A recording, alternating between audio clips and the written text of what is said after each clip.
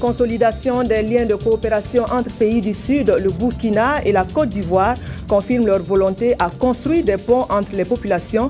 Depuis hier, une équipe gouvernementale conduite par le Premier ministre est dans la capitale politique ivoirienne en vue de préparer la 3e conférence au sommet du traité d'amitié et de coopération Burkina-Côte d'Ivoire. Déjà, les résultats provisoires des sénatoriales tenus hier chez nous, le parti majoritaire arrive largement en tête avec 36 sièges sur les 39 en jeu. Et puis, ambiance d'après-vote au Mali également, le sentiment y est celui de la satisfaction. La communauté internationale se félicite de la tenue sans heurts de la présidentielle. En santé, le monde entier tire la sonnette d'alarme contre une maladie dite silencieuse. L'hépatite sous toutes ses formes frappe sous son voile de pénombre.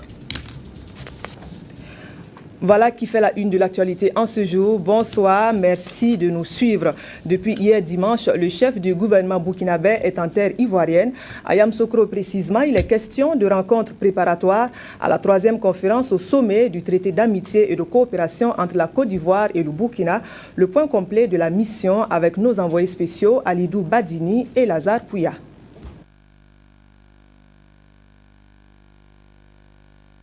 Arrivé ce dimanche 28 juillet aux environs de 17h30 heure locale, le Premier ministre Luc Adolphe-Thiaw a été accueilli par son homologue ivoirien Daniel Kablan-Dankan, Premier ministre, ministre de l'économie et des finances. On notait également la présence de l'ambassadeur du Burkina Faso à Abidjan, Justin Koutaba, quelques membres du gouvernement ivoirien et les Burkinabés vivant à Yamoussoukro, venus pour prendre part à la 3e conférence au sommet du traité d'amitié et de coopération entre la Côte d'Ivoire et le Burkina Faso. Luc Adolphe-Thiaw et Daniel Kablan-Dankan ont eu un bref entretien avant de répondre aux questions des journalistes. Pour Luc Adolphe-Thiaw, cette 3e conférence marque un pas important dans les relations entre les deux pays. C'est un exemple presque unique sur le continent africain. Je pense qu'aujourd'hui, nous devons être fiers que nos chefs d'État aient consolidé ce traité et nous ont donné des orientations pour que nous puissions renforcer davantage les relations entre les deux pays. Je suis sûr et certain qu'à l'issue des travaux de ce sommet, nous aurons fait encore un grand pas en avant dans le renforcement des relations entre nos deux pays et particulièrement dans le domaine du développement économique et social. Pour le Premier ministre ivoirien, sur les 19 accords qui seront signés le 30 juillet par les deux chefs d'État, Blaise Compaoré du Burkina Faso et Alassane Ouattara, deux lui tiennent vraiment à cœur. Nous sommes très heureux de cette coopération exemplaire entre le Burkina Faso et la Côte d'Ivoire. J'ai cru comprendre au niveau donc de nos collaborateurs, les ministres en charge des affaires étrangères, que la moisson sera bonne. Puisqu'on nous parle de 19 accords qui pourraient être signés, on va voir ça demain avec le Premier ministre, de manière à ce qu'on puisse valider ces éléments-là avant le sommet donc, du mardi. Mais je voulais simplement noter que peut-être 2 dossiers me semblent être très importants. L'autoroute entre Abidjan et Ouaga et le chemin de fer qui doit relier donc Abidjan, Ouaga, Tambao et la modernisation. Ce sont des dossiers très forts sur lesquels nous avons déjà travaillé et pour lesquels aussi nous devrons donc avancer. Puis, le chef du gouvernement burkinabé a été conduit à la résidence Houphouët-Boigny. Il visitera également, ce lundi 29 juillet 2013, le centre d'hémodialyse de Yamoussoukro, le centre de transfusion sanguine et le centre de coordination des décisions avant de prendre part à la réunion des premiers ministres.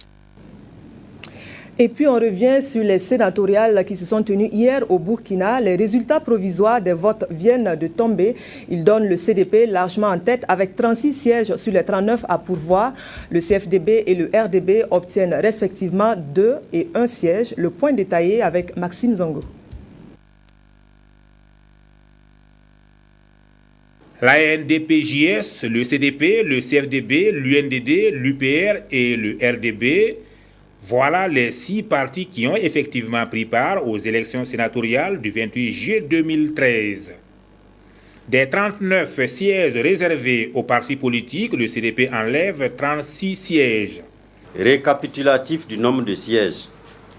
Les partis AND-PJS, 0 sièges, CDP, 36 sièges, CFDB, 2 sièges, UNDD, 0 siège, UPR, 0 siège, RDB, 1 siège, soit un total de 39 sièges.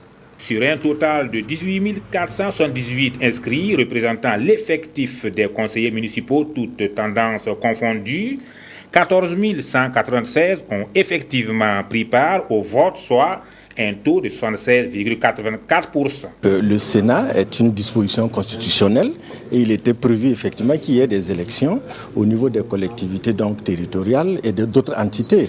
Voilà. Et vous savez très bien que le Parlement est désormais composé de l'Assemblée nationale et du Sénat. Et ce que nous venons de faire, c'est une suite logique, c'est le respect des dispositions constitutionnelles.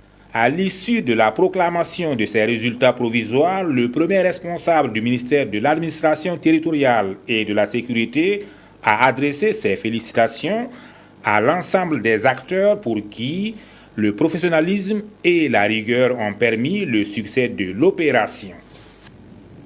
Les conseillers municipaux sont donc passés par les urnes en vue d'élire les futurs sénateurs. C'est une des étapes clés de la mise sur pied du Sénat. Vous le savez, le processus ne requiert pas l'assentiment de tous au Faso. À l'instar de Ouagadougou, la ville de Bobo-Dioulasso aussi a enregistré son lot de protestations. Le point de notre correspondant dans la ville de Sia, Moumouni Barou. Après la marche du 29 juin dernier contre le Sénat, voici de nouveau les manifestants dans la rue. À Bobo-Dioulasso, les contestataires sont partis de la place Tefou Amoro pour emprunter l'avenue de la Nation. Au rond-point de la Nation, le dispositif sécuritaire était déjà visible au gouvernorat. Les anti-Sénats se sont rendus sans confrontation, conformément au mot d'ordre lancé par le coordonnateur de la marche. Là, une lettre de protestation a été remise aux autorités.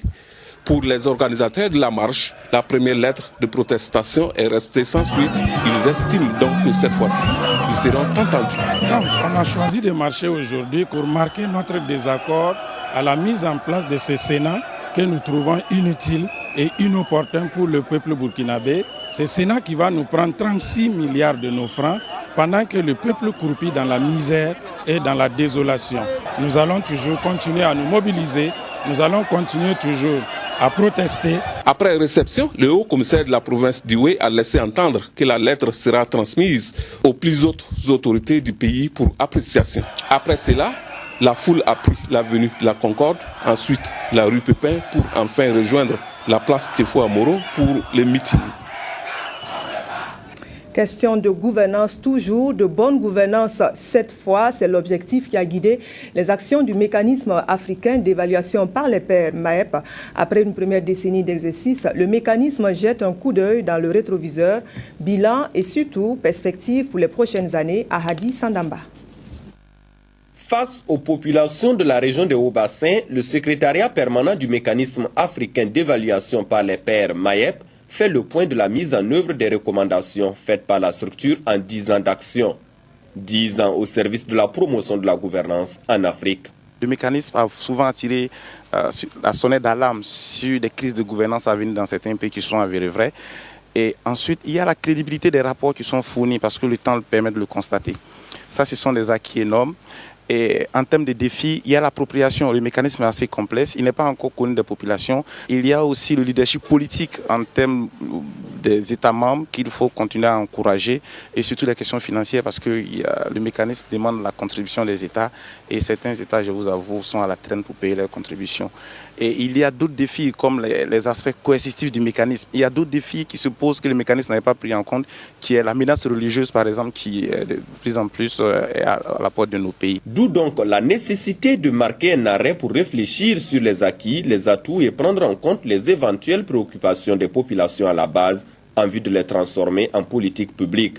Et ce, avec en ligne de mire des perspectives capables d'améliorer véritablement la mise en œuvre des différentes recommandations du processus. C'est de faire ce que nous sommes en train de faire, encourager l'éducation citoyenne, parce que la démocratie ne peut pas se faire sans les citoyens. Et on est en train de voir, de mettre des mécanismes en place pour plus communiquer avec les gens à la base, pour qu'ils comprennent. Parce que notre credo aussi, c'est de dire, c'est parce qu'on ne se parle pas souvent, on ne s'écoute pas souvent, qu'il y a souvent des crises. Quand on se parle, lorsqu'on échange, on désamorce beaucoup de choses dans les implosions de nos sociétés. Et à l'étape de Bobo-Dioulasso, en plus du bilan d'ensemble, les communicateurs se sont focalisés sur la mise en œuvre du processus au Burkina Faso. Il en ressort donc qu'en dépit des nombreux acquis enregistrés, beaucoup de défis restent encore à relever. Et puis cette mise au point pour continuer depuis ce matin, des rumeurs font état d'un report de la session 2013 des concours directs de la fonction publique. Eh bien, il n'en est rien. L'administration des épreuves se fera bel et bien du 2 au 14 août prochain, foi du secrétaire général du ministère de la fonction publique, du travail et de la sécurité sociale. Koudbi Sinaré est au micro de Oswald Gaëtan Segueda. Les concours, pour l'instant en tout cas, et jusqu'à preuve du contraire, sont maintenus du 2 au 14 août 2013. La seule précision peut-être à apporter, c'est que dans cette plage du 2 au 14, il y a la fête du Ramadan. Donc pour l'instant en tout cas, nous ne sommes pas situés sur le jour exact.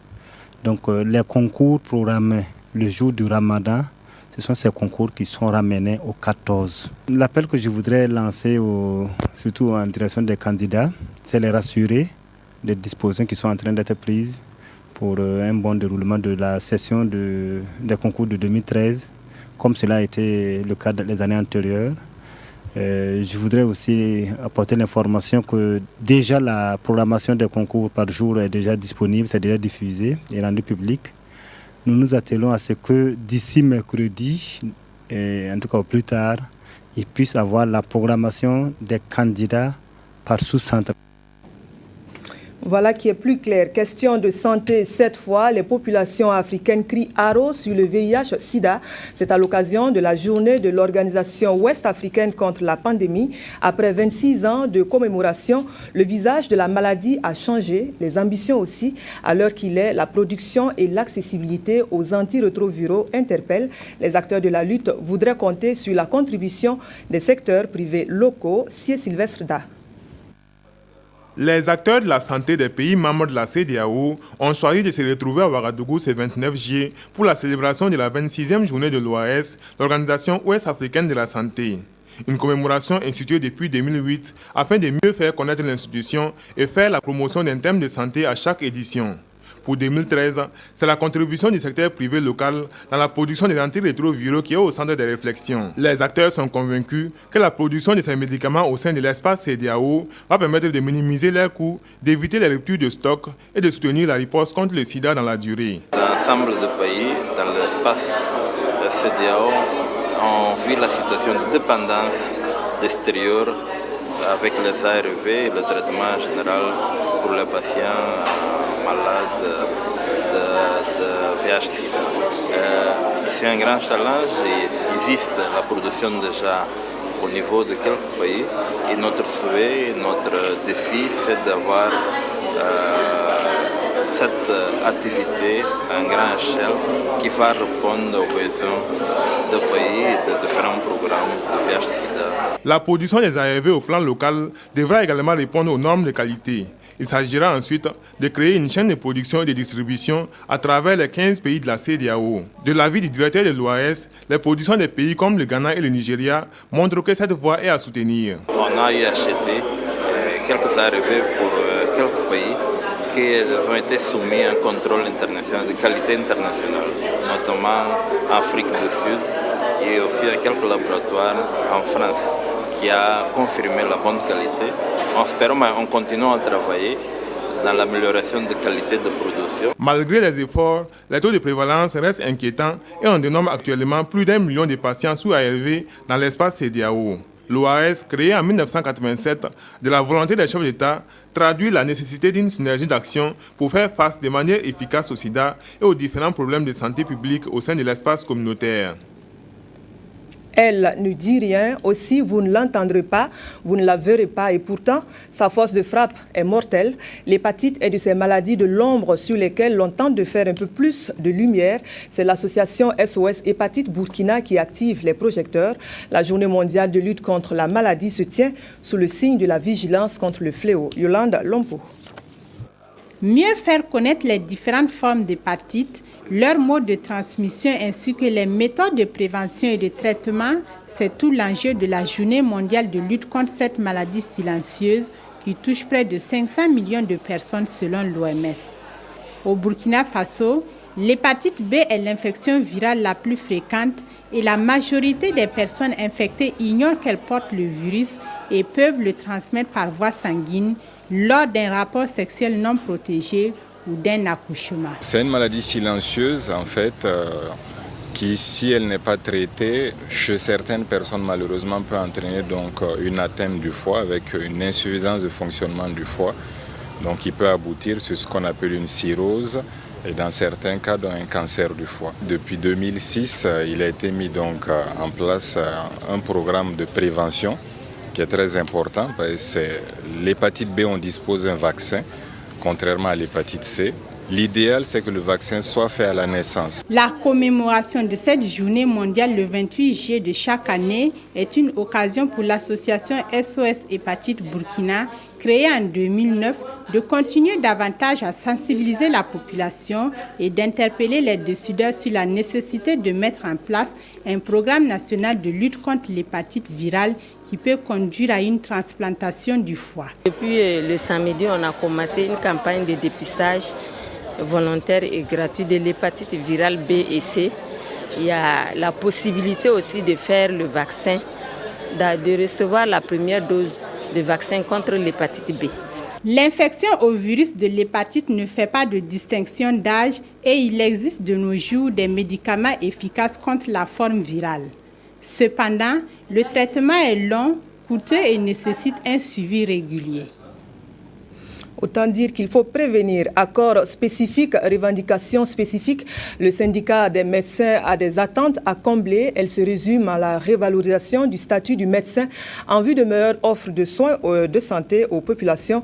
Voilà donc résumé la plateforme revendicative du syndicat présentée à la presse. Belém Junior, Albert Ouedraogo et Abdoul Rasmane Zongo.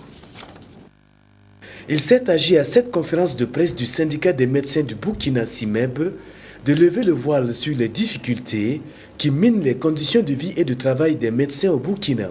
Dans cette plateforme, le CIMEB revendique avec véhémence l'amélioration de l'offre globale de soins aux populations qui meurent chaque jour dans nos villes et campagnes par manque de médecins ou de médicaments.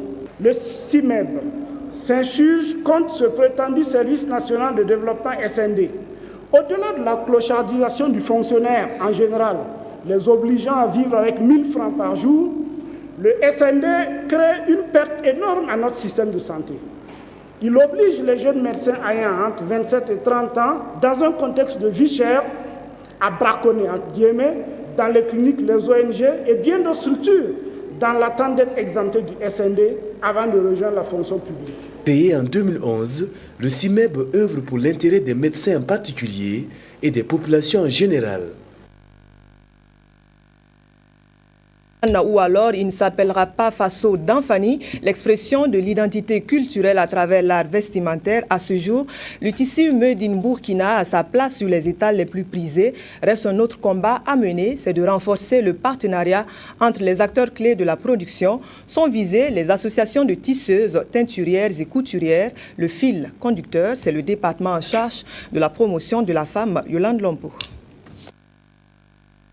Contribuer au renforcement du secteur de l'artisanat et à la valorisation du pain tissé Faso d'Anfani, c'est le but de la présente rencontre d'échange entre le ministère de la Promotion de la Femme et du Genre et les associations de tisseuses, de teinturières, de couturières et de couturiers de la ville de Ouagadougou.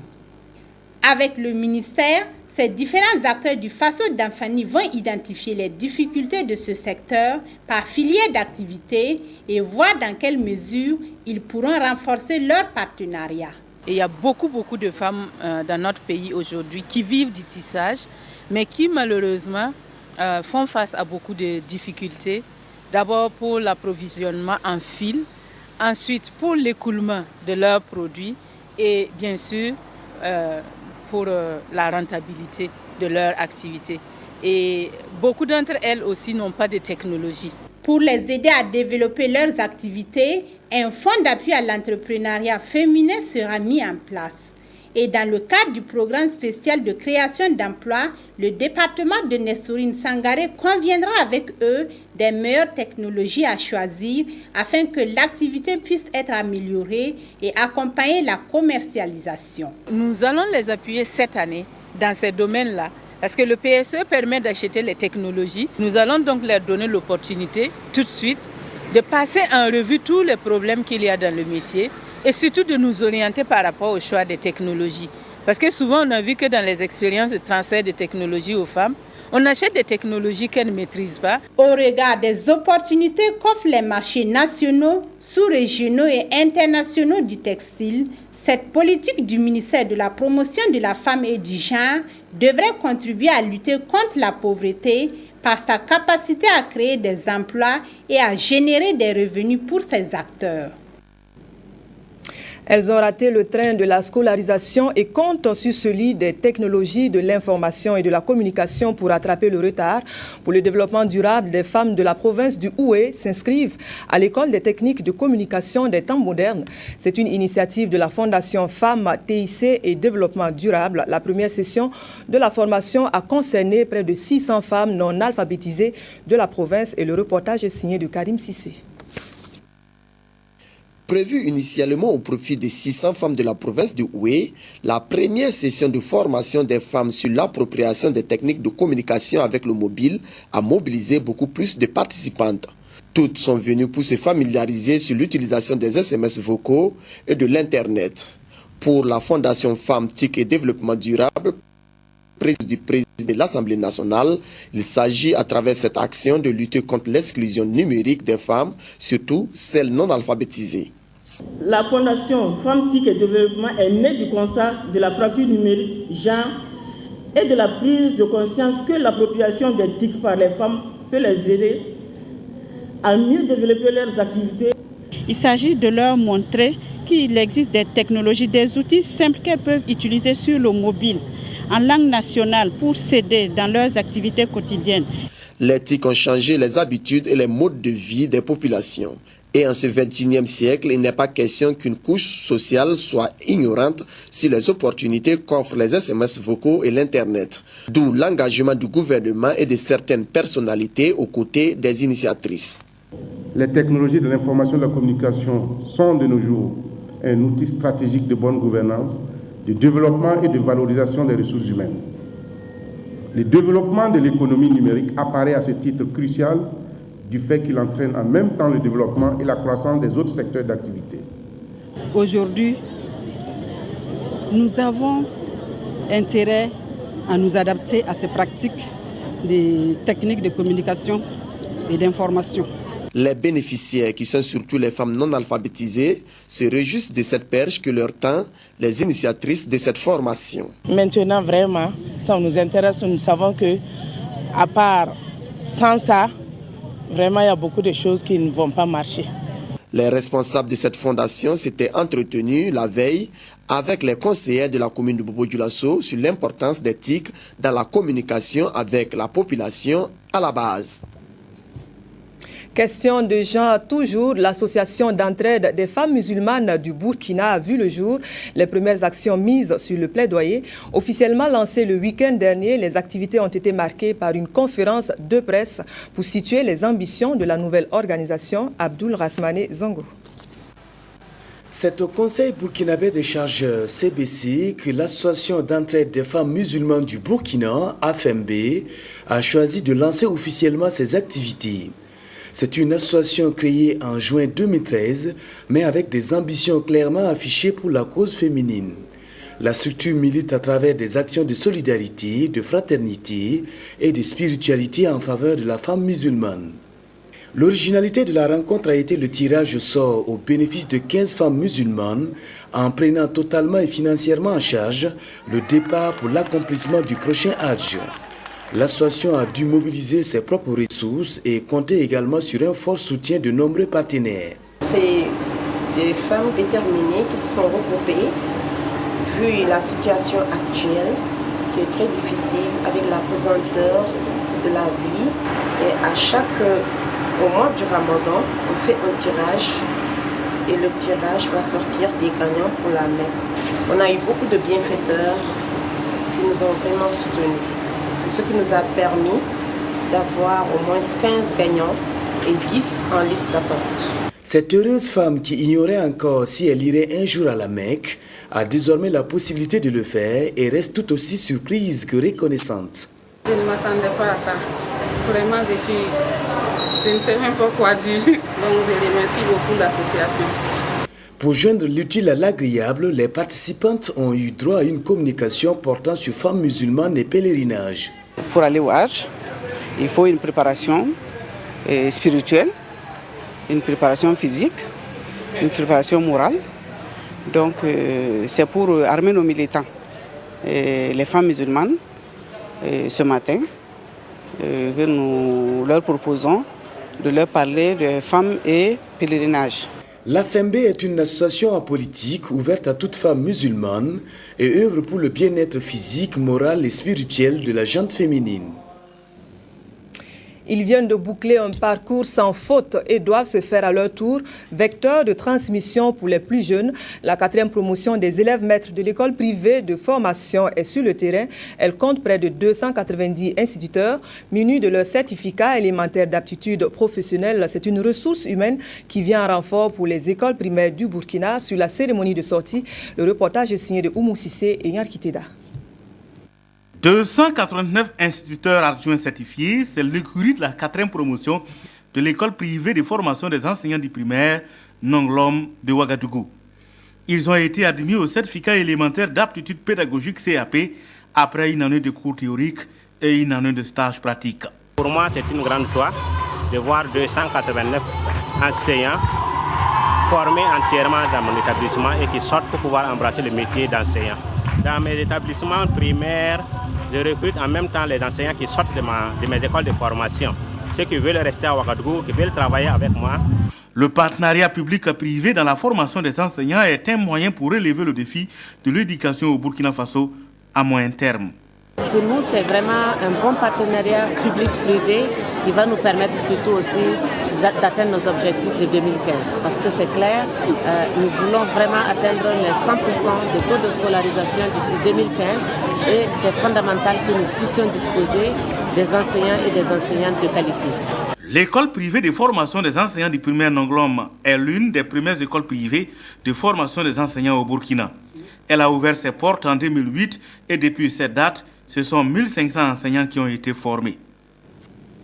C'est le son de la cloche des récompenses qui retentit à la direction régionale de l'enseignement de base et de l'alphabétisation de l'Est. La cérémonie s'est tenue à Fadangourma, chef-lieu de la région, sous le signe de l'éducation à la citoyenneté, bilan de l'année écoulée et perspective pour la prochaine récompense des meilleurs encadreurs et élèves. Voilà pour les moments forts de la rencontre et le point est signé de Salinana. Célébré annuellement en fin d'année scolaire, le prix de l'excellence à l'école primaire est source d'émulation de talent et un symbole de motivation pour les élèves et les acteurs du système éducatif. Cette 9e édition de l'excellence de la région de l'Est, placée sous le thème « L'éducation à la citoyenneté », notre responsabilité collective a servi de cadre pour faire le bilan de 9 mois d'activité académique. Je crois qu'il va falloir associer tous les acteurs afin que la stratégie soit une stratégie commune pour toute la région. Du moment où cette année, nous avons fait un taux en deçà de 2012. On a perdu environ 8 points, donc ce n'est pas une satisfaction, mais n'empêche que les acteurs se sont donnés et il fallait quand même les récompenser. Ainsi, les meilleurs élèves ont reçu chacun un vélo plus un kit scolaire. Les enseignants qui se sont distingués par leurs résultats ont eux aussi été gratifiés. L'APE et l'AME aussi nous ont beaucoup appuyé à ce qui concerne à chaque moment. Ils venaient demander quelles sont les activités, comment sont nos enfants en classe. Vraiment, ça motivait de le mettre en question. Vraiment, les gens étaient à ma disponibilité et c'est ce qui m'a permis d'avoir ce résultat. L'excellence est une vertu recherchée par toutes les composantes d'une société. Et l'Institut, à la base, pour moi, est une vision salvatrice à mettre au compte de nos autorités. J'ai décidé d'accompagner les 5 premières filles et les 5 premiers garçons en leur accordant chacun une bourse de 100 000 francs. Et en plus, j'ai décidé d'octroyer aux meilleurs enseignants de la région un ordinateur portable plus un dictionnaire. De quoi susciter une émulation au sein du monde éducatif. Des prix ont été également décernés aux meilleures écoles, circonscription d'éducation de base de la région et direction provinciale de l'enseignement de base et de l'alphabétisation. Cette journée d'excellence a été l'occasion pour inaugurer l'infrastructure de la direction régionale de l'enseignement de base et de l'alphabétisation de l'ESSA. Et puis la page spéciale cinquantenaire de votre petit écran national. Aujourd'hui, je vous propose une virée dans le monde incertain des reporters. Depuis 50 ans, des centaines de femmes et d'hommes y ont laissé leur marque. Souvenir, c'est un dossier de Simon Gongo. Voici les outils qui servaient à la collecte de l'information depuis la Volta Vision jusqu'à la RTB. Arthur Ouedraogo, arrivé en 1981, les a tous manipulés. En 32 ans de service, il a parcouru les villes de campagne, à la recherche de quoi animer le 20h et le 13h de la télévision. Sur les routes de ses reportages, Arthur a rencontré des acteurs, vécu des histoires, dont sa rencontre avec ce fou de Fada. Un jour, nous partions en reportage à Fada, c'était une nuit. On s'est arrêté dans une des stations de la ville pour prendre du carburant. Et moi, j'étais descendu pour me tirer, parce que j'étais à droite du chauffeur. Et il y a un fou qui est venu s'asseoir. Le chauffeur, après le plein, n'a pas fait attention, il a voulu démarrer. N'eût été la vigilance de mon ami Sam qui faisait le son, il serait parti sans moi. Sam dit, mais attention, celui qui est devant, ce n'est pas Arthur, c'est quelqu'un d'autre. Le chauffeur a failli faire sortir le fou là, de force. Il a résisté. Arthur se souvient aussi avoir vu la roue de son véhicule qui le conduisait à Bobo-Dioulasso s'enlever en pleine circulation. Ce jour-là, il était en mission sur les routes de Dédougou et Bobo-Dioulasso. On a fini une émission à cœur ouvert avec le général Yawatamini à minuit à Bomborokui. Et il fallait rallier Bomborokui à Bobo pour pouvoir continuer à Banfora le lendemain. En pleine brousse, moi j'ai vu une roue qui fuyait dans la brousse. Dans la voiture, nous étions 4. J'ai dit, mais c'est quelle voiture, quel pneu qui fuit ici en pleine brousse la nuit? Tout le monde dans la voiture me dit, non, Arthur, tu as des hallucinations. Comment tu peux voir une roue ici? Est-ce qu'on a croisé une voiture? Alors qu'il s'agissait de notre roue qui est sortie. Mais l'énergie cinétique était telle qu'on était toujours en équilibre. Et après m'avoir dit que j'ai des hallucinations, c'est en ce moment qu'on est tombé. Après 25 ans passés à la télévision du Burkina, René Ouedraogo a vécu des histoires heureuses et malheureuses. En 2003-2004, il y a eu une invasion acridienne au Burkina, dans la partie nord, toute la bande nord. Et nous étions alertés et on est parti en équipe pour voir ce qui se passait. On a dormi à la belle étoile sur les dunes au-delà de Gorom.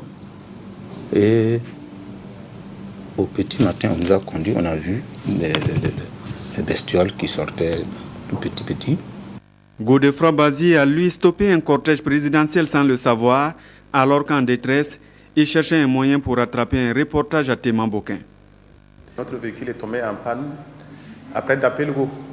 Et nous avons décidé que, vu le contexte de la révolution où les sanctions pleuvaient, il nous fallait d'Arda trouver un véhicule de recharge pour pouvoir partir à Témamboquin et couvrir donc la pose de la première pierre du CG de Témamboquin. Nous avons donc décidé de nous arrêter au bord de la route et d'arrêter le premier venu. Et c'est ainsi que John Tassambé et moi, nous nous sommes postés sur la voie et on a vu des véhicules banalisés qui arrivaient. Nous avons levé nos bras et les véhicules sont arrêtés. Et un des occupants du véhicule a descendu la vitre. Et quand il a descendu la vitre, nous avons vu que c'était le capitaine Thomas Sankara, président du CNR. Alors nous avons un peu reculé, il nous a appelé, il dit non, dites-moi qu'est-ce qu'il y a. On a dit non, il n'y avait rien, camarade président, on n'a pas de problème. Il a demandé, vous n'avez pas de problème? Nous avons dit non, nous n'avons pas de problème. Bazier se souvient aussi de sa mésaventure à Addis Abeba, lorsqu'il s'est retrouvé dans les filets de la police pour avoir envoyé un reportage à Ouagadougou sans payer les frais. En tant que reporter, on devait aller au Parlement éthiopien, le Shengo. Et moi, je suis arrivé dans la fougue de la jeunesse du métier. J'ai fait un reportage rapidement, j'ai envoyé par les télécommunications éthiopiennes à Ouaga. Et ça, je ne savais pas que je devais payer. À la fin, les chargés des postes et télécommunications éthiopiennes me présentent une facture et me disent de payer. Je n'avais pas de dollars sur moi, je n'avais que du CFA qui n'avait aucune valeur en Éthiopie. Et j'ai demandé à toute la délégation si quelqu'un avait des dollars. Personne n'en avait, ni le directeur de communication, ni le protocole du président. Personne. Donc j'étais pris en otage par les télécommunications éthiopiennes qui m'ont mis dans leur fourgonnette et qui me baladaient dans les rues d'Addis Abeba. Bazier, René et Arthur ont d'autres souvenirs de la maison qu'ils ont servi. Avec eux, plusieurs autres animateurs des éditions depuis 50 ans. Voilà, comme quoi, à la cueillette de l'information, on peut cueillir des vertes et des pas mûres. Et puis, actualité hors de chez nous, les Maliens et la communauté internationale peuvent bien pousser le ouf de soulagement. La présidentielle s'est tenue sans heurts, contrairement à ce que laissait présager l'ambiance des derniers jours. En attendant la publication des résultats provisoires, c'est un satisfecit général qui se dégage. Autant le dire, le Mali revient de loin avec ce premier tour de la présidentielle. C'est déjà une avancée sur le chemin de la stabilisation complète du pays. Ce sera, à n'en pas douter, le grand défi pour le prochain président de la République. Ce point particulier a intéressé Évariste Kombari qui lui consacre un commentaire. Près de 7 millions d'électeurs étaient hier aux urnes pour élire le futur président du Mali. Un scrutin qui a pu finalement se dérouler au terme de plusieurs mois de médiation placés sous les auspices du président du Faso, Blaise Compaoré, médiateur désigné de la CEDEAO. Au lendemain du scrutin, l'objectif pour nous n'est pas de revenir sur le contexte dans lequel s'est déroulée la campagne et l'élection à proprement parler, mais plutôt de savoir lequel des 27 candidats en lice sera le futur président du Mali et quelles devront être ses priorités immédiates.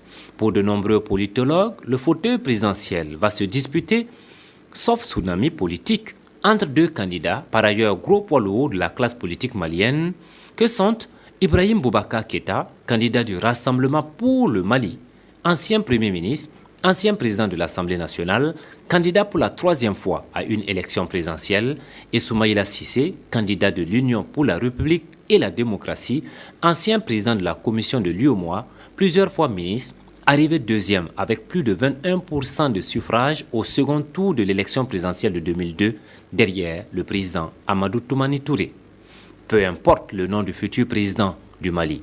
En effet, qu'il soit Keïta, descendant de Soundiata Keïta, ou Cissé, descendant de Kaya Manga Cissé, ou même Sidibé, le futur président aura du pain sur la planche et sa mission ne sera pas de tout repos.